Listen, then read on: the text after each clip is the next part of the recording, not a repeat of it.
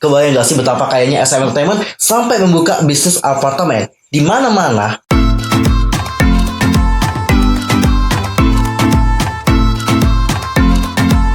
Hi guys, I'm Yusuf Kim. Welcome back to my channel. Gimana kabar kalian hari ini? So fine, so good, nothing problem dong kan ya? Dan buat kalian semua yang punya problem nih, keep fighting ya guys, don't give up. Nah, di tempatku ini lagi hujan. Kalau di tempat kalian bagaimana? Apakah hujan juga? Kalau hujan, langsung aja komen di bawah ya guys. Nah, for this time kita akan membahas tentang sejarah dari SM Entertainment dari awal sampai yang sekarang ini. Kenapa kita ngebahas tentang sejarah dari SM Entertainment? Karena berdasarkan hasil vote yang kemarin dapat kalian lihat persentasenya, SM Entertainment menang. So, aku akan menepati janji aku untuk membahas sejarah dari SM Entertainment. Minggu ini khusus SM Entertainment. Di next time kita akan membahas tentang agensi yang baru kembali. Jadi ikutin terus ya vote yang aku adain di Instagram aku. Oke guys, sebelum kita ngebahas tentang sejarah dari SM Entertainment lebih lanjut lagi, pastikan dulu untuk bantu perkembangan channel aku supaya menjadi channel K-pop terbesar dengan informasi seputar dunia per-K-popan yang terlengkap dan juga ter-up to date. Kalian bisa langsung subscribe, bunyi loncengnya, seperti juga buat like and comment, serta share juga kepada teman-teman K-popers yang lain. Follow juga sosial media aku, di Instagram itu ada @yusokim, di Facebook itu ada Detektif Teori, dan di Twitter itu ada @yusokim2. Kamsahamnida cinggodol.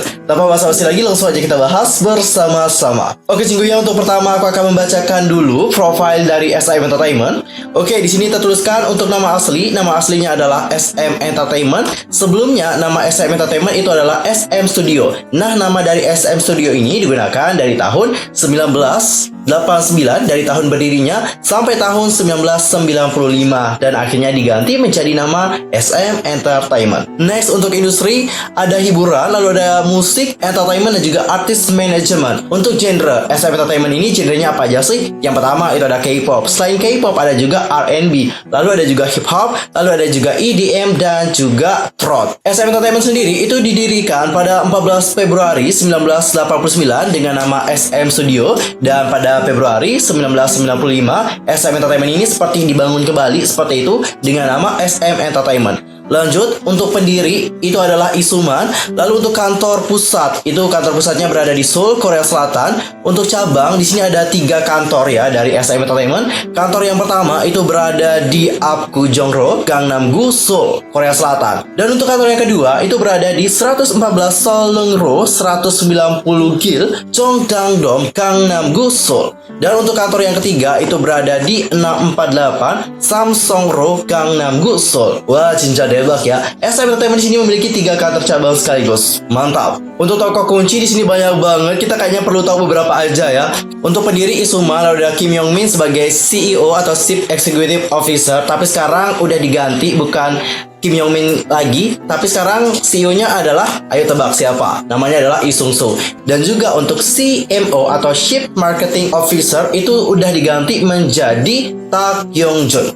Oke, kita akan lanjut lagi nih, banyak banget jinja debake tokoh kuncinya. Lalu untuk jasa ada distribusi rekaman, setelah itu ada juga perizinan dan ada juga penerbitan. Untuk pendapatan ini gila, pendapatannya banyak banget. Kalau kalian lihat nominalnya dari tahun 2014 pendapatannya adalah sebesar 286,98 juta US dollar. Di tahun 2015 itu naik ini turun ya menjadi 280 juta US dollar, dan di tahun 2016 ini naik banyak menjadi 313 juta US dollar.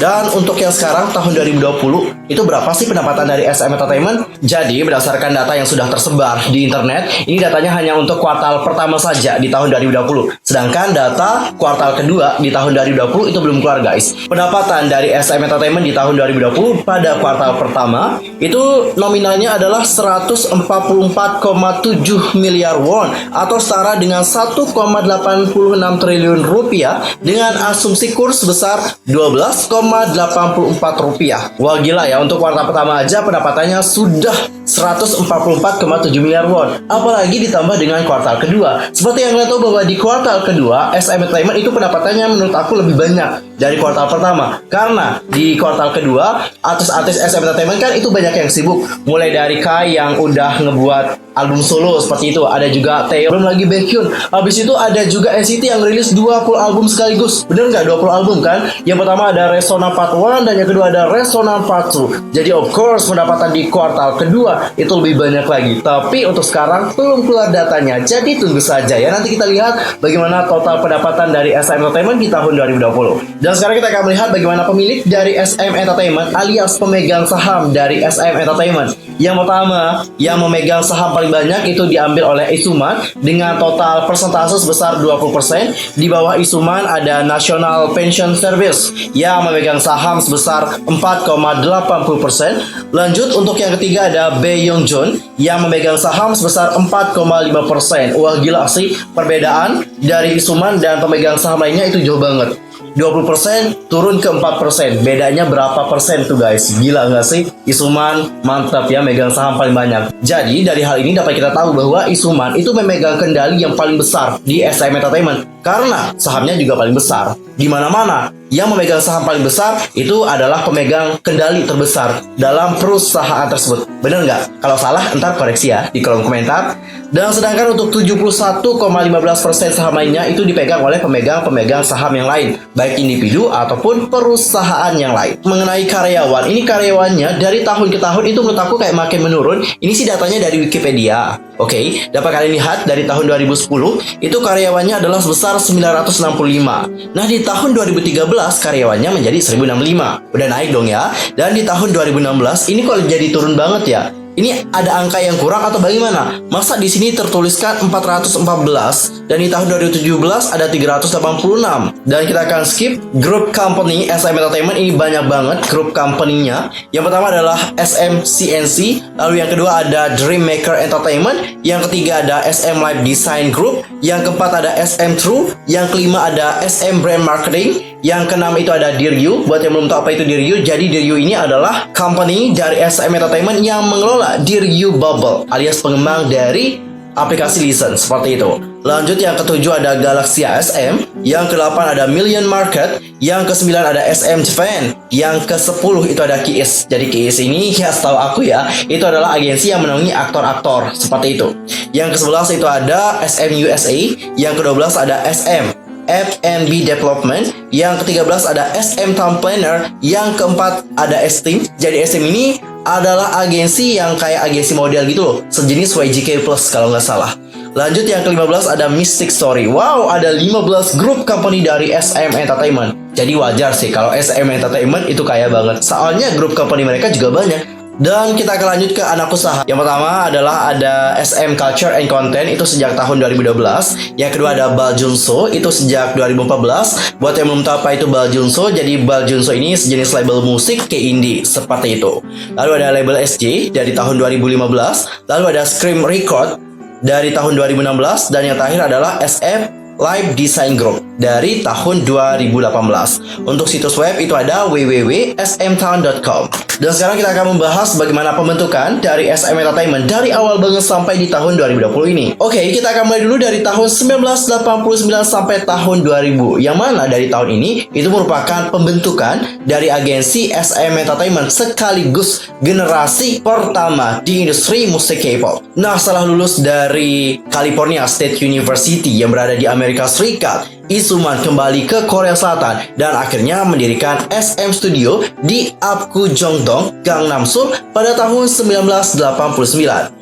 Nah, setelah itu, bisnis ini mengubah namanya menjadi SM Entertainment dan menyiapkan dana modalnya pada Februari 1995. Saat itu, Isuman bersama dengan Jung Hae-ik, yang mana Jung Hae-ik ini memegang peran sebagai CEO dari SM Entertainment. Dan agensi ini kemudian mengembangkan sistem produksi in-house dan menghasilkan serangkaian artis sukses termasuk grup penyanyi laki-laki yang bernama HOT pada tahun 1996. Lalu ada grup penyanyi perempuan yang bernama SES yang debut pada tahun 1997. Nah, setelah SES ini debut, barulah didebutkan Shinhwa pada tahun 1998. Dan setelah Shinhwa barulah debut duo R&B Fly to the Sky pada tahun 1999. Dan pada tahun 1998 itu terjadi perubahan CEO, bukan Jung Hae-ik lagi, tapi diganti oleh Kim Kyung-wook. Dan kita akan lanjut pada tahun 2000 sampai tahun 2005, yang mana di tahun tersebut adalah afiliasi dan juga artis generasi kedua dari SM Entertainment. Jadi, pada awal tahun 2000-an itu dijumpai dengan pembubaran dari grup pria populer dari SM Entertainment, yaitu HOT atau HOT. Dan setelah HOT ini bubar, barulah di tahun berikutnya atau di tahun 2002, grup penyanyi perempuan yang juga sangat populer ini, yaitu SES, itu juga dibubarkan. Dan tak hanya itu saja, grup SM Entertainment yang sangat populer yaitu Shinhwa juga telah meninggalkan SM Entertainment dan berpindah ke agensi yang baru. Setelah itu, pada tahun berikutnya, grup-grup baru seperti duo Isak, Jiyeon, dan grup penyanyi laki-laki Blackbeat gagal nih guys untuk mencapai popularitas artis-artis SM sebelumnya. Dan pada bulan Desember 2000, SM berafiliasi dengan Pandago Korea. Pada bulan Januari 2001, perusahaan ini mendirikan sebuah divisi di luar negeri, SM Entertainment Jepang. Sekitar waktu yang sama, perusahaan ini juga disetujui untuk dicatatkan pada Kosdaq, dan afiliasi didirikan antara SM dan Avex Track, anak perusahaan PM Entertainment dan juga CID K Entertainment yang menaungi grup penyanyi perempuan seperti Milk dan juga Shinvi yang juga terbentuk namun kemudian menjadi tidak berfungsi dan akhirnya dibubarkan. Lalu pada April 2002 ada kabar baik dari SM Entertainment yang mana saham dari SM Entertainment itu meningkat sebesar 1.341.180 dan pada bulan Juni penambahan sebesar 61,48 sebagai hasil dari modal pihak ketiga. Lalu guys, pada akhir tahun 2002 SM Entertainment dianugerahi Grand Prix Departemen Kebudayaan dan juga Pariwisata untuk konten kebudayaan untuk ekspor award dalam musik. Lalu pada tahun 2003 SM Entertainment berafiliasi dengan Starlight Corporation Ltd dan juga C-Cube Entertainment Corporation, dan pada tahun yang sama perusahaan ini juga menyebutkan grup penyanyi laki-laki dengan 5 anggota yaitu TVXQ, yang mana TVXQ sekarang itu memiliki 2 anggota saja. Oke. Dan pada tahun berikutnya dijumpai dengan debut artis seperti Trax pada tahun 2004. Lalu di tahun 2005 ada debut dari Grace, dan di tahun yang sama itu ada debut dari Super Junior. Lalu kita akan lanjut ke tahun 2005 sampai tahun 2010, yang mana di tahun ini itu merupakan ekspansi dan juga artis internasional. Pada tahun 2005, Kim Young Min menjadi CEO ketiga dari perusahaan tersebut. Nah, di bawahnya beberapa artis didebutkan dengan tujuan untuk melakukan promosi di luar Korea Selatan. Artis-artis yang debut di bawah SM Entertainment pada saat itu adalah penyanyi solo keturunan Tiongkok yaitu Zhang Liyin tahun 2006. Lalu ada solois berbahasa Jepang yaitu Jaemin tahun 2007. Lalu ada Girls' Generation tahun 2007, Shiny 2008, dan FX pada tahun 2009. Pada bulan April 2008, sebuah subunit berbahasa Mandarin Super Junior dibentuk, yaitu Super Junior M. Lalu pada bulan Oktober 2008, SM mengumumkan rencana untuk menerbitkan BoA di Amerika Serikat di bawah anak perusahaan label SM Entertainment USA.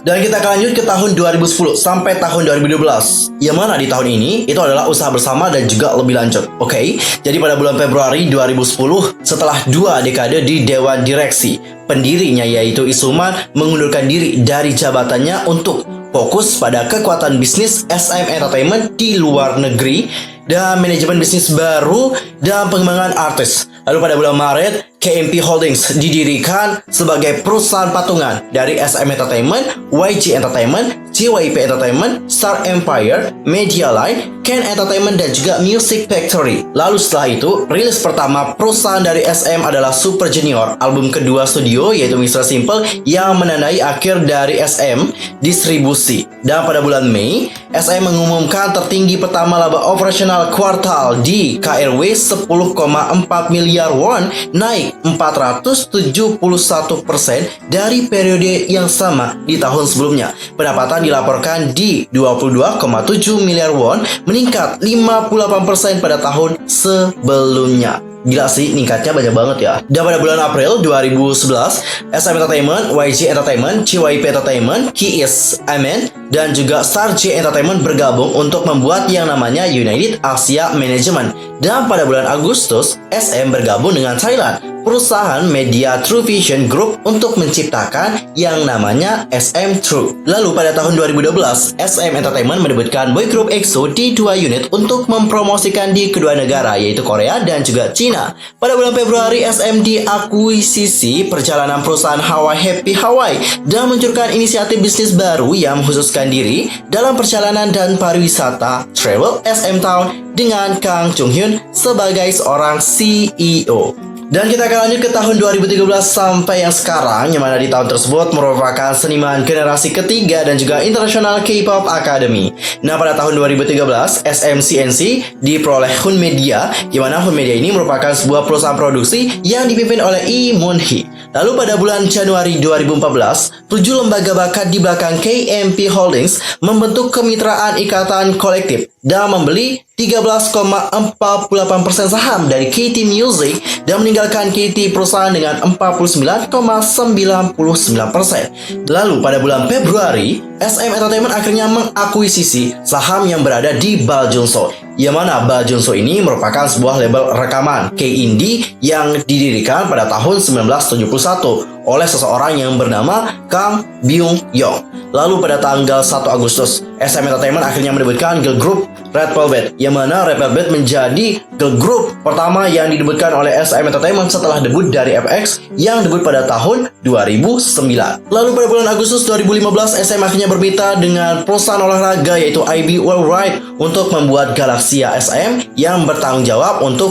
Gold Park In-hee. Lalu ada pesenam Son Yeon-jae dan juga Chu Shin-soo, builder tepat untuk Ranger Tekas. Lalu pada tanggal 6 November, ulang tahun ke-10 debut Super Junior, SM mengumumkan pembentukan kelompok sendiri sub-label, label SJ. SM Entertainment juga menyiapkan serangkaian toko yang menjual makanan bermerek dengan nama Sum Market dan membuka restoran SMT Seoul. Lalu guys, pada tahun 2016, SM Entertainment ini menandatangani aliansi dan juga ekuitas perjanjian investasi strategis bersama dengan Esteem Model, yang mana Esteem Model ini merupakan agen model domestik terkemuka di Korea Selatan. Dan Esteem ini adalah top perusahaan model hiburan Korea komprehensif yang beroperasi di dalam bisnis fashion.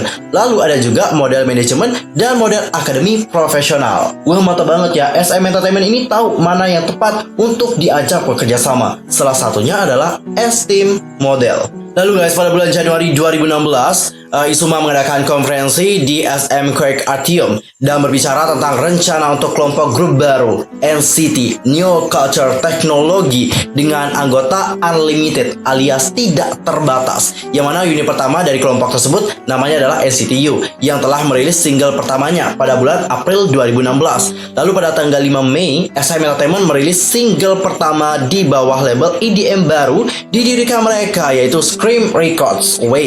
Nah guys, di tahun yang sama atau di tahun 2016, SM Entertainment itu telah melebarkan sayapnya dengan membuka bisnis baru, yaitu bisnis apartemen super mewah, yaitu Hill State Atrium.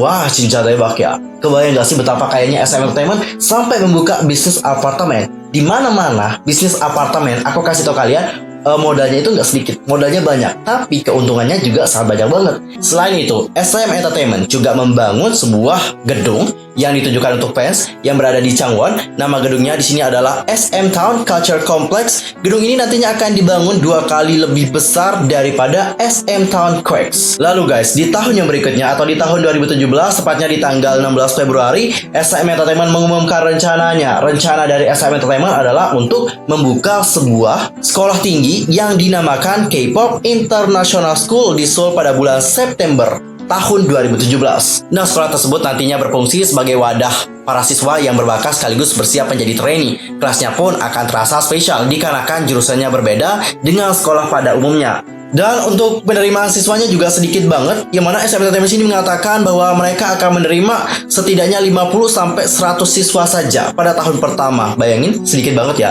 Dan sekitar 30% berasal dari Korea, sementara 70% diharapkan berasal dari siswa luar Korea. Jadi buat kita yang di luar Korea ini berkesempatan besar untuk masuk dalam sekolah tersebut, karena persentase kita diterima itu 70%. Bayangin, 70% dari luar Korea dan 30% dari orang Koreanya. Widih, mantap ya. Tapi aku kan udah so old gitu ya, nggak mungkin sekolah lagi, gila banget. Nah, kalian yang mungkin ya yang punya uang lebih, mungkin ya yang mau juga jadi artis SM Entertainment, ya udah sih lah, Ya udahlah sih, belajar dari sekarang, belajar bahasa Korea, belajar bahasa Inggris, dan kembangin bakat kalian, ntar daftar di sekolah SM Entertainment tersebut. Di tahun yang sama atau pada bulan Maret 2017, SM Entertainment itu dikonfirmasi telah mengakuisisi saham dari Mystic Entertainment sebesar 28%.